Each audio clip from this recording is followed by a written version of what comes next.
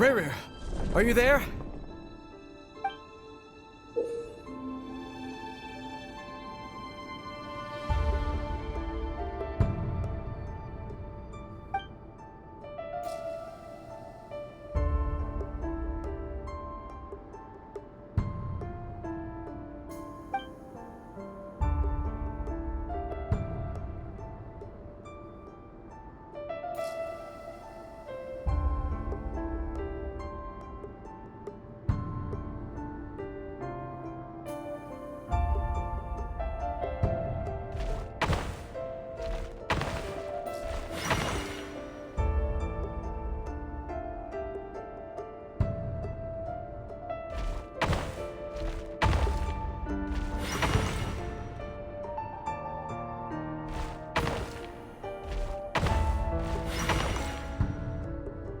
Hey, Rerir! Come out, it's urgent! Dane? What's wrong? Quick, come with me. I'll explain everything once we've met up with the others. Okay. I'll come. But the Lindis is still over at the Universitas. I'll need to leave her a note. All right then, but make it quick. I've never seen Dane so worked up before. Whatever this is, it must be big trouble.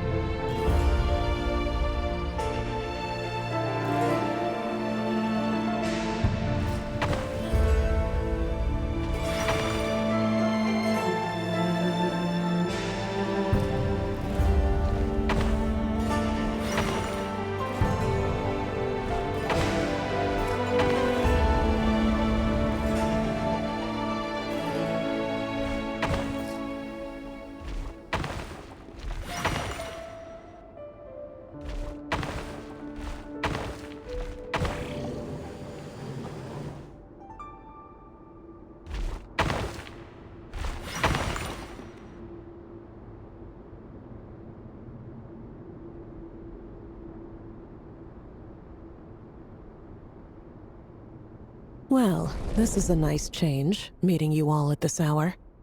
When men and women of ambition can speak face to face in broad daylight, I say that's a big step forward for our dear Conria. Don't be ridiculous. We do not fear the day. Why would we seek refuge in the night? You might ask your blade that same question. I'm told it prefers the cover of darkness. The word on the street is that Sir Delogi only strikes when he has an unfair advantage. But that is patently false. I see you're missing an arm and a leg. Surely only a fair fight could explain that. If this is your way of offering me replacement limbs, believe me, I'll take them. Oh, we can certainly discuss that. With bioalchemy, anything is possible. Assuming I have your full support in my research. Lunatic. Roptatir, what brings you here? Why, Dainsleif, of course. He invited me. Please, cast aside your apprehensions, Miss Rhine-daughter. Whatever the rumors may say, I am but a humble servant of the king, and I can assure you he affords me no greater convenience than he does you. Well, the Universitas Magistrorum won't stop fawning over you, so at least some of the rumors must be true. You're clearly doing well for yourself, so drop the humble servant act. It endears you to no one. You're president of the Universitas Magistrorum, the chief royal mage known as the Wise by royal appointment, and by far the most favored among the 4 pillars of Conria. Vice President Veet doesn't even try to hide his envy when he sees you. My success is the product of hard work and good luck. It's as simple as that. Were the king not such an extremist, I hardly think I would have received a senior post at my age.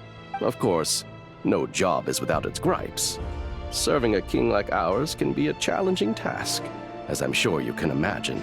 And as for Efterveet, In missing out on the presidency, he's dodged a mountain of stress.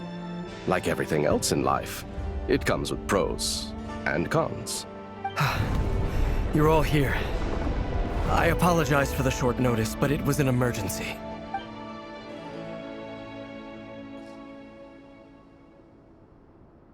You must be Rerir. Mr. Sertologi. Yes, I handled your case file during your sentencing. Nothing personal, of course. I'm pleasantly surprised that you remember me.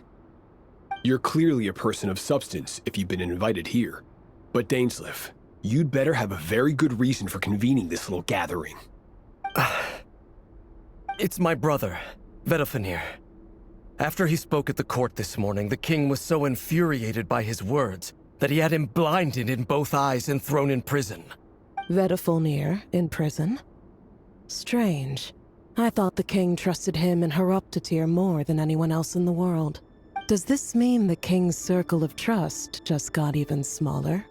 It has nothing to do with trust. It's about what the king wants, which is as clear as day to anyone paying attention. I simply appease him, because it's in the best interests of the Universitas Magistrorum. And also because you're slimy. Vedofenir, perhaps less so. But still, a visionless visionary? It rather inclines me to think that qualifications are not what get you ahead in Conria. Do you honestly think this is an important discussion to be having right now? Dane, what are you planning to do? Rescue Vedofenir, I assume. Correct. It will mean storming the palace by force. Tonight. I need all of you on my side. That's far too dangerous. And don't forget, Dainsleif, you're captain of the Royal Guard. You swore an oath to the throne. You've been planning this for a while, haven't you? I have no desire to commit treason. But whatever critique the king may have of Vedofenir, disfiguring your most loyal subject for putting the best interests of his court and nation first, this is not the conduct of a wise ruler. My blade will force the king to see the error of his ways. So, Vedofenir's prophecy enraged the king. I'm sure it wasn't what he wanted to hear, but if he won't take counsel even from the visionary, that is deeply troubling news. The extent of His Majesty's madness is now all too clear. The question is, how does a man like me get out of this situation unscathed? You have noble ambitions, Dane. But I'm afraid they don't do much for a guy like me. I'm not interested in saving the world. All I want is a letter of pardon. A letter of pardon? For whom? Thelindis? The chances of the Vinster King issuing a pardon for anyone connected to the Crimson Moon seem vanishingly slim.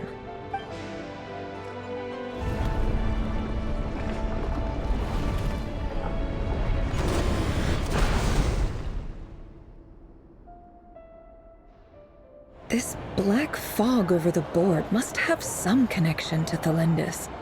But why is it taking this form? Does it have something to do with Rerir's past?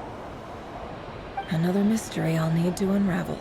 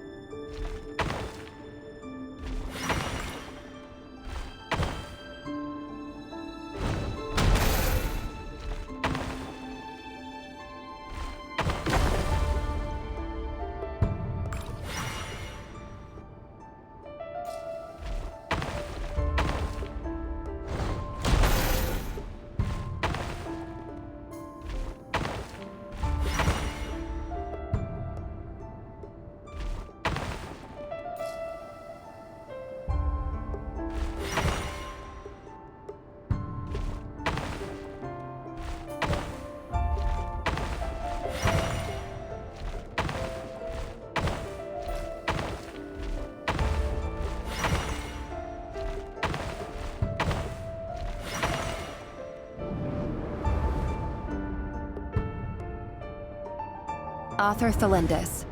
Over the course of this week, the research object was subjected to interference for a total of 60 hours for experimental purposes. The results are as follows. Research dating back to the Crimson Moon Dynasty has established 2 points regarding moon marrow. Firstly, its origins have something to do with a god's power. Secondly, it serves as a portal to an as-yet indeterminate location.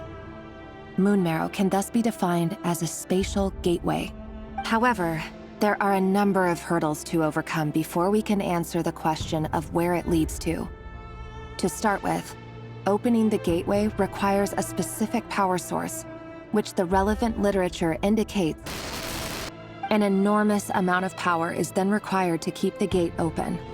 Currently, the total power output of our instruments remains in the single digits. To make matters worse, I am now the only staff member remaining in the Moon Marrow Lab. The Universitas Magistrorum recently decided to move most of its personnel into abyssal energy research, which has stymied all Crimson Moon-related projects. This is not a wise move. I have always maintained that placing all our hopes in a single source of power is risky, especially one as poorly understood as this. As well as making ourselves overly reliant on a single resource, we are neglecting other promising technologies. I apologize if this comes across as disrespectful. But as a Moon Marrow researcher, I desperately want to see the world beyond the gateway. If we really made it there one day, what would we find? And how would we go about taming the unknown? My imagination is endlessly fueled by questions such as these.